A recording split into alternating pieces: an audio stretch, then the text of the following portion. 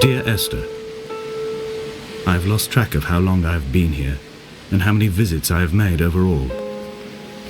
Certainly the landmarks are now so familiar to me that I have to remind myself to actually see the forms and shapes in front of me. I could stumble blind across these rocks, the edges of these precipices, without fear of missing my step and plummeting down to sea. Besides, I have always considered that if one is to fall, it is critical to keep one's eyes firmly open.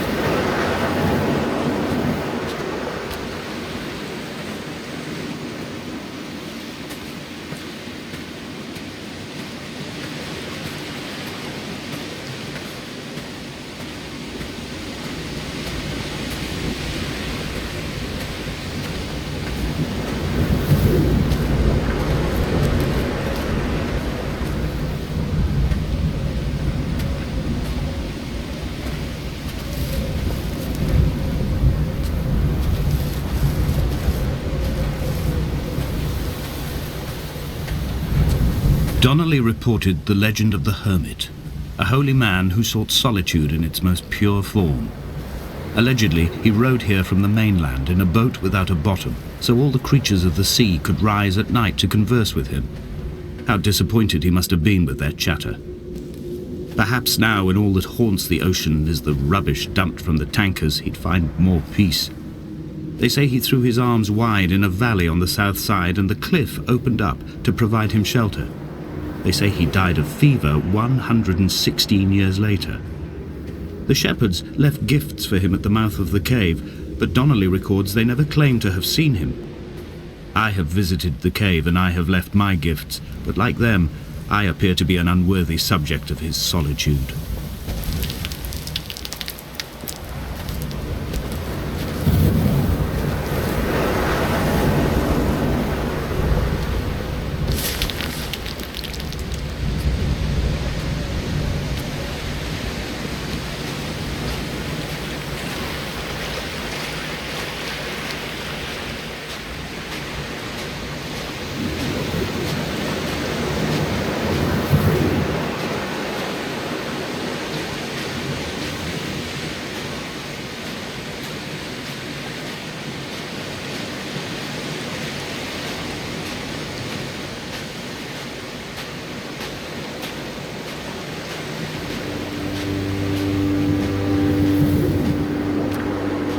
When you were born, your mother told me, a hush fell over the delivery room.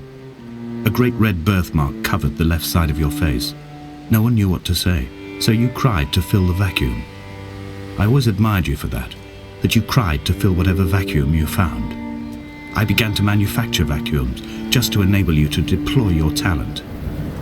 The birthmark faded by the time you were 6 and had gone completely by the time we met, but your fascination with the empty and its cure remained.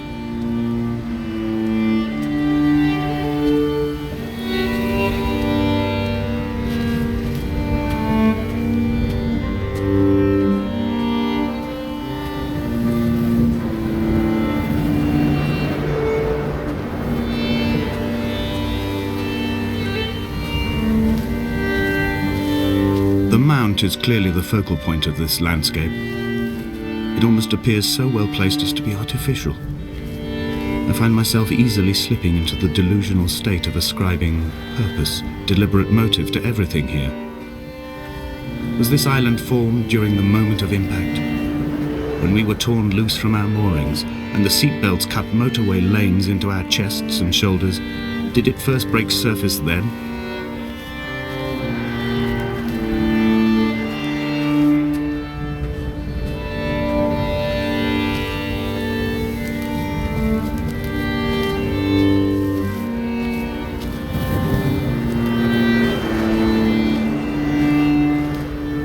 When someone had died or was dying, or was so ill they gave up what little hope they could sacrifice, they cut parallel lines into the cliff, exposing the white chalk beneath.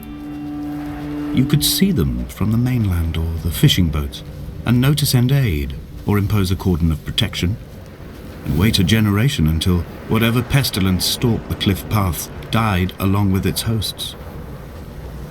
My lines are just for this: to keep any would-be rescuers at bay. The infection is not simply of the flesh.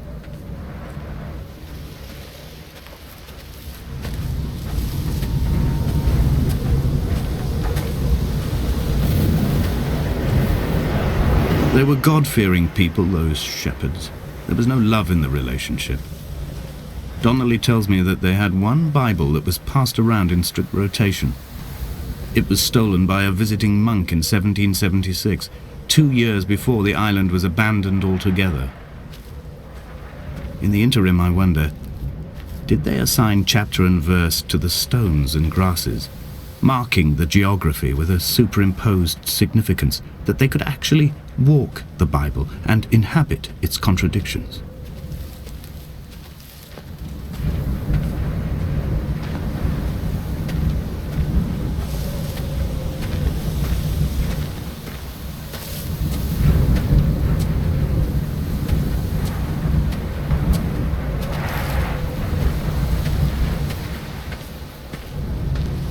Dear Esther, I met Paul.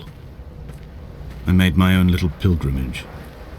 My Damascus, a small semi-detached on the outskirts of Wolverhampton. We drank coffee in his kitchen and tried to connect to one another. Although he knew I hadn't come in search of an apology, reason or retribution, he still spiraled in panic, thrown high and lucid by his own dented bonnet.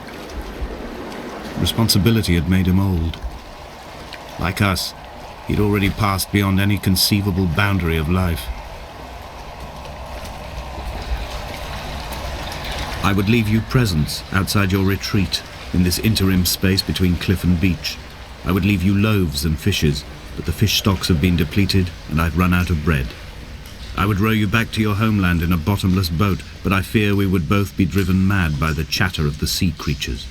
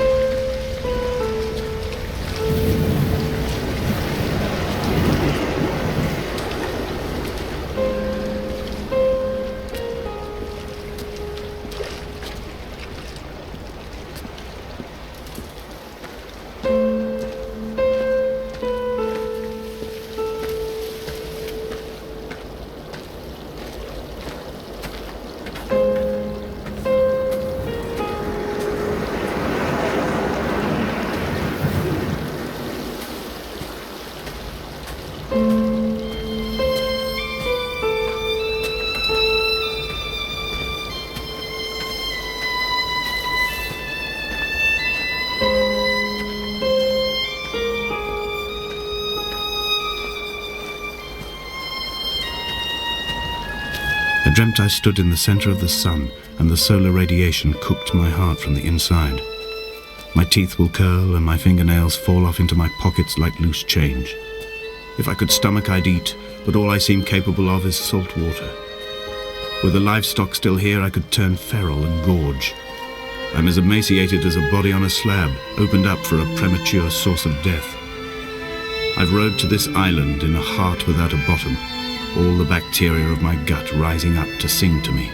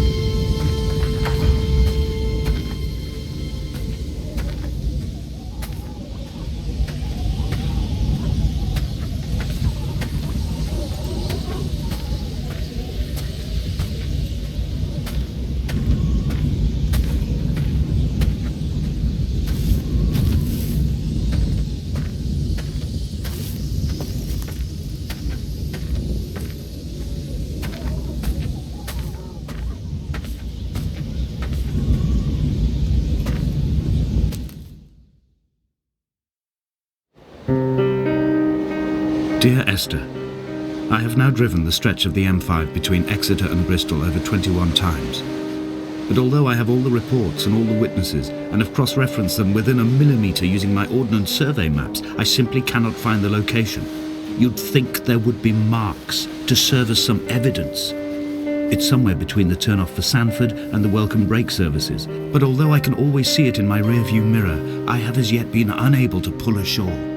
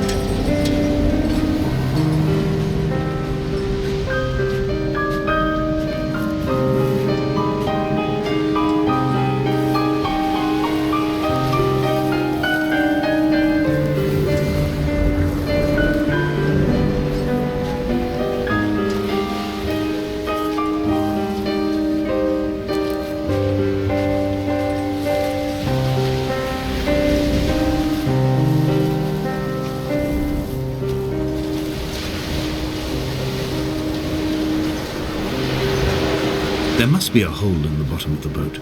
How else could new hermits have arrived?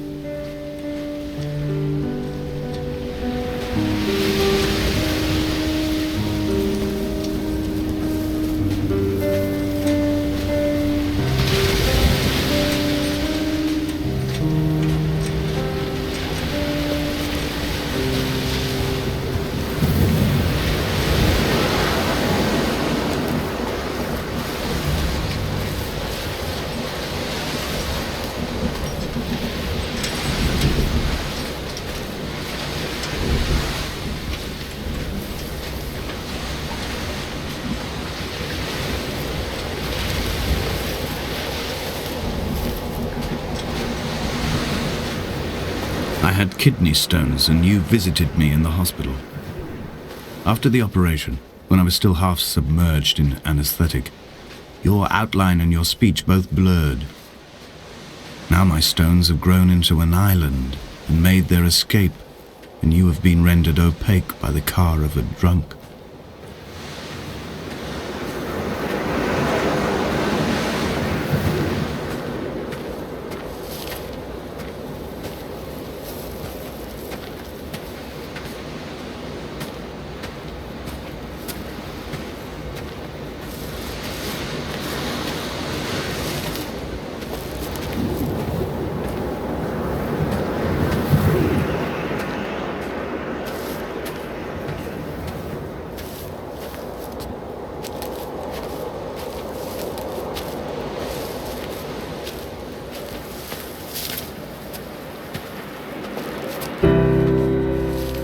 begun to climb, away from the sea and towards the centre. It is a straight line to the summit, where the evening begins to coil around the aerial and squeeze the signals into early silence. The bothy squats against the mount to avoid the gaze of the aerial. I too will creep under the island like an animal and approach it from the northern shore.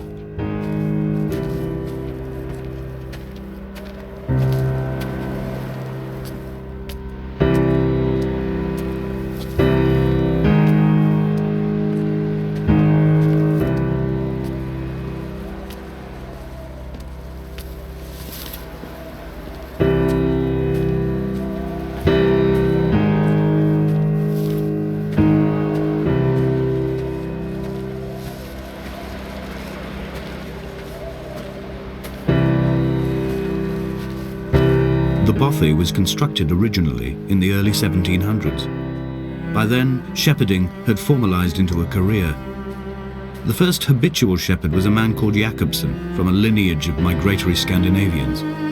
He was not considered a man of breeding by the mainlanders. He came here every summer whilst building the bothy, hoping eventually that becoming a man of property would secure him a wife and a lineage.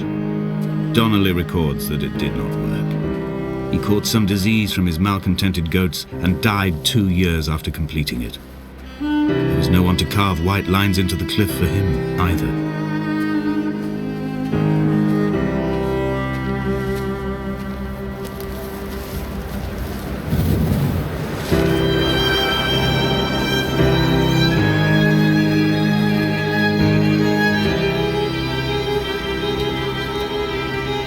Three cormorants seen at dusk. They did not land. This house built of stone, built by a long-dead shepherd.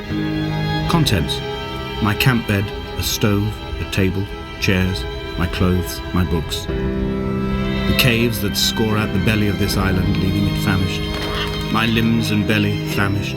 This skin, these organs, this failing eyesight. When the battery runs out in my torch, I will descend into the caves and follow only the phosphorescence home.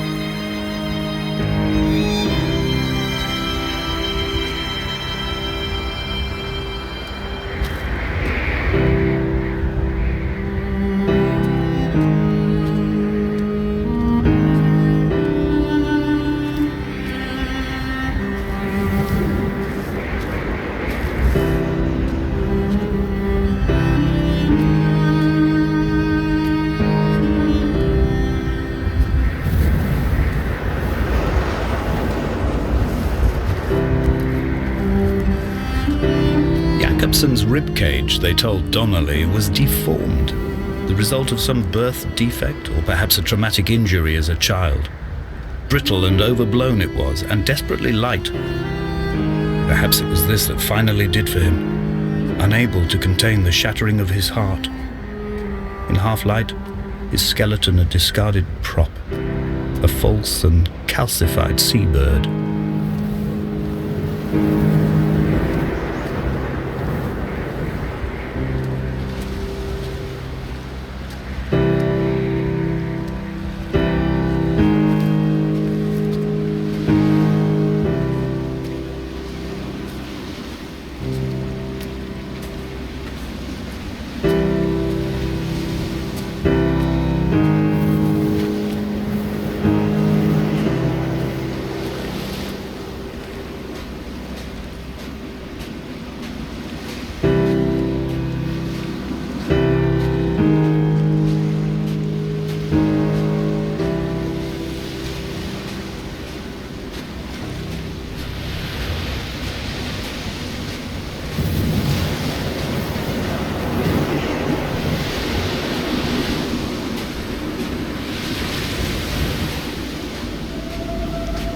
Climbing down to the caves, I slipped and fell and have injured my leg.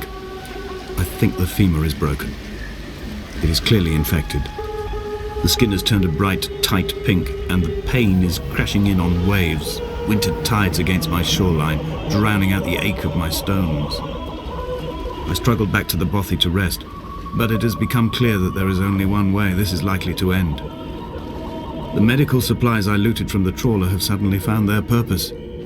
They will keep me lucid for my final ascent.